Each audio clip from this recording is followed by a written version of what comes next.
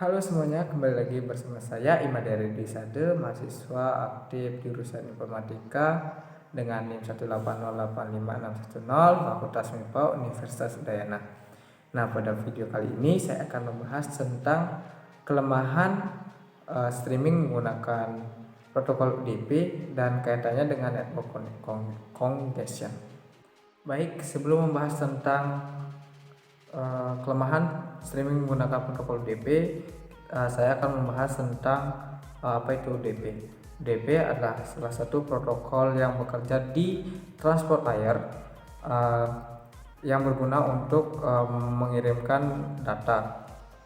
Nah, UDP tersendiri itu memiliki kepanjangan yaitu User Datagram Protocol. UDP merupakan protokol yang bekerja secara connectionless atau tanpa koneksi. Nah, hal ini dimaksud adalah UDP bekerja tanpa harus melakukan inisiasi atau mengetahui atau koneksi di awal untuk melakukan atau pengiriman data selanjutnya. Nah, dengan menggunakan UDP terdapat beberapa kelebihan dari UDP. Nah, UDP merupakan salah satu protokol yang menjamin tentang kecepatan pengiriman data. Namun, UDP tidak menjamin tentang keutuhan data yang dikirim atau kesesuaian data yang dikirim dan data yang diterima oleh receiver. Nah, UDP juga merupakan protokol yang bagus untuk melakukan komunikasi secara broadcast. Selain itu, UDP juga memiliki beberapa kekurangan, yaitu yang pertama tidak menyediakan buffer, fitur buffer. Kemudian UDP tidak dapat mengirimkan data dengan jumlah banyak karena UDP tidak melayani segmentasi suatu data yang dalam jumlah besar. UDP juga cenderung memiliki sifat yaitu satu jalur, tidak seperti TCP/IP. Nah, UDP tersebut bagus digunakan untuk komunikasi secara massal dari satu sumber ke host-host yang lainnya, banyak host yang lainnya. Nah, kemudian untuk kekurangan streaming menggunakan UDP seperti kekurangan yang saya jabarkan sebelumnya tentang kekurangan UDP, maka kekurangan dari streaming menggunakan UDP yaitu yang pertama adanya beberapa data yang hilang atau loss atau paket loss ya. Nah, paket loss ini diakibatkan karena UDP tidak handal dalam menangani kesalahan atau kehilangan data dalam proses pengiriman, karena UDP tidak mempedulikan apakah data yang dikirimkan itu utuh atau ada yang hilang. Jadi UDP itu bekerja secara tidak tahu menahu tentang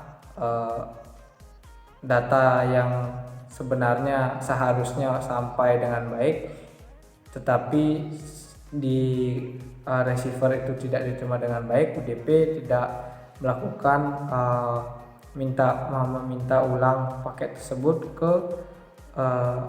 ke sumber. Nah, seperti itu. Jadi jika streaming menggunakan UDP, maka dalam kasus ini contoh ketika kita mengirimkan video yang seharusnya ditampilkan secara baik kualitasnya, tiba-tiba di receiver itu ditampilkan video yang kualitasnya buruk, seperti ada beberapa bercak-bercak yang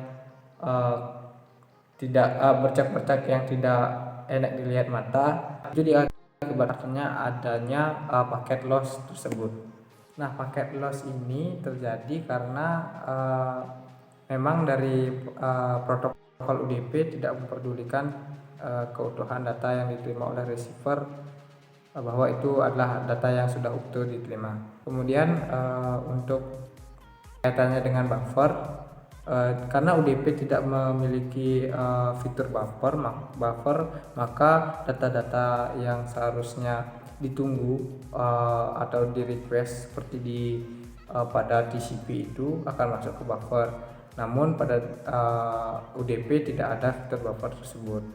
Nah, selanjutnya kita akan membahas tentang kaitan kekurangan streaming menggunakan protokol UDP dengan network congestion. Nah, network congestion merupakan macet atau kondisi macet atau pelambatan dalam jalur pengiriman data. Kondisi ini diakibatkan dalam sebuah jaringan itu mempunyai beban yang sangat besar.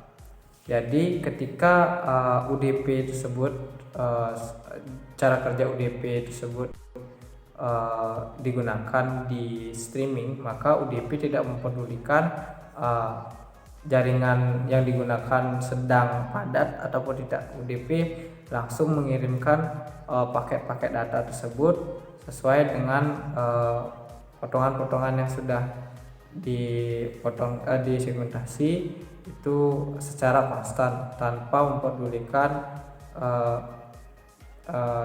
jaringan tersebut sedang padat ataupun tidak. Nah, hal ini juga mengakibatkan terjadinya benturan data, sehingga benturan data tersebut akan mengakibatkan beberapa data yang dikirim itu akan dilempar sehingga terjadi paket loss.